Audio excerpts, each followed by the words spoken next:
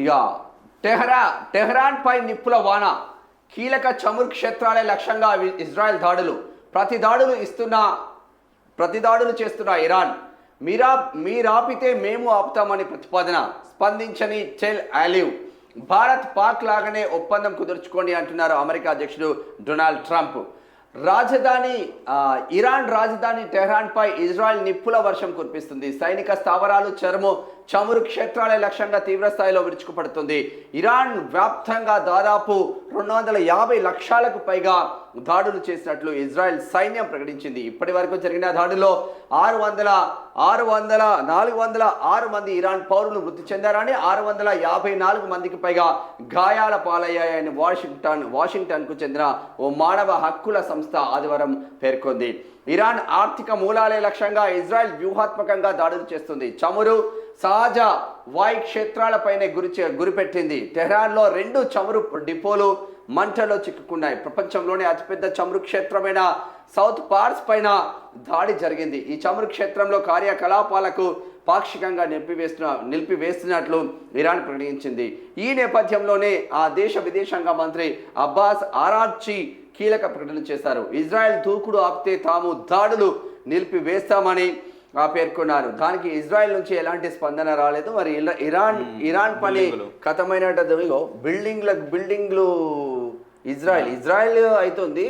చమురు క్షేత్రాలను ఎందుకు టార్గెట్ చేస్తున్నారు అంటే ఆర్థిక మూలాలను దెబ్బతీయాలి. ఒక్కసారి ఆ చమురు క్షేత్రంలో ఒక బాంబు అణుబాంబు ఒక మిజైల్ వేసినామంటే అది మొత్తం విస్ఫోటనంగా అయిపోతుంది. ఆ చుట్టుపక్కల నగరాలకు వ్యాపించే ఆస్కారం ఉంటుంది. కాబట్టి ఇరాన్ అదే పని చేస్తుంది, ఇజ్రాయెల్ అదే పని చేస్తుంది అని చెప్పుకోవచ్చు. ఇక ఏఐ డేటా సైన్స్ డిమాండ్ పైకి పోతుందట. అయినా కంప్యూటర్ సైన్స్ వైపే టాపర్లా చూపు. ఐఐటి హైదరాబాద్లోనూ అధిక సంఖ్యలో చేరిన 1000 లోపు ర్యాంకర్లు. జోసా తొలి విడత సీట్లు కేటాయింపు తీరిలా ఉన్నదట. ఐఐటిలో బీటెక్, కృత్రిమ మేధ, ఏఐ అండ్ డేటా సైన్స్ కోర్సులు డిమాండ్ పెరుగుతుంది. కొన్ని ఐఐటిలో వాటిని పెంచుకునే ర్యాంకర్లు పెరుగుతున్నారు. అయినా ఇప్పటికీ అగ్ర ర్యాంకర్లు కంప్యూటర్ సైన్స్కే ప్రాధాన్యం ఇస్తుండడం గమనార్హం. ఐఐటి కాన్పూర్ శనివారం సాయంత్రం జోసా తొలి విడత సీట్లను కేటాయించింది. ఈ వివరాలను ఆదివారం వెల్లడించింది. ఐఐటి హైదరాబాద్లో సిఎస్సి ఏఐ కోర్సుల్లో ఓపెన్ విభాగంలో 1000 లోపు ర్యాంకర్లు చేరారు. కృత్రిమ మేధ కోర్సుకు ఐఐటి హైదరాబాద్ 2020లో శ్రీకారం చుట్టింది. ఆ తర్వాత కరణ్గాపూర్తో పాటు మరికొన్ని ఐఐటీలు AI and science, data science తదితర కోర్సులను ప్రారంభించాయి. గతేడాది ఐఐటి హైదరాబాద్లో ఏఐ కోర్సులో ఓపెన్ కేటగిరీ కింద తొలి విడతలో భర్తీ అయిన సీట్ల చివరి ర్యాంకు 852 కాగా ఈసారి అది 823గా ఉండడం గమనార్హం. అంటే ఈ కోర్సులో చేరే ఉత్తమ ర్యాంకర్లు పెరుగుతున్నారు. గతేడాది ఐఐటి హైదరాబాద్లోని తొలి విడతలో సిఎస్సి కోర్సులో ఓపెన్ కేటగిరీలో 431, 649 ర్యాంకర్లు చేరడం గమనార్హం. ఈసారి ప్రారంభ ర్యాంకు 339తో మొదలైంది. ఐఐటి బాంబేలోని సిఎస్సి కోర్సు ఓపెన్ కేటగిరీలో 166 ర్యాంకర్లు చేరారు.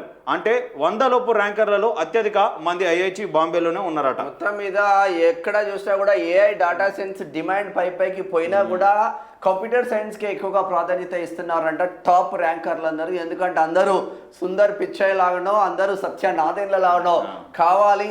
ఒక్కసారి మనం కంప్యూటర్ మీద కూర్చొని ఏకంగా ఒక సంస్థకి అధిపతి కావాలన్న చాలా మందికి కోరికలు ఉంటాయి. అదేవిధంగా చాలా మంది కష్టపడుతూ ఉంటారు.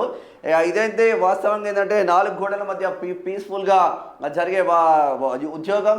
మళ్ళీ ఎక్కడికంటే అక్కడికి అమెరికా కానీ, లండన్ కానీ వాళ్ళ సంస్థలలో కూడా అటు ఇటు వెళ్ళడానికి ఆస్కారం ఉంటుంది. కొంచెం ప్రొఫెషనల్గా బాగుంటుంది అన్న కాన్సెప్ట్ కొద్దీ ఎక్కువ మంది కంప్యూటర్ సైన్స్ వైపు మొగ్గు చూపుతున్న పరిస్థితి మాత్రం ఉందని చెప్పుకోవచ్చు.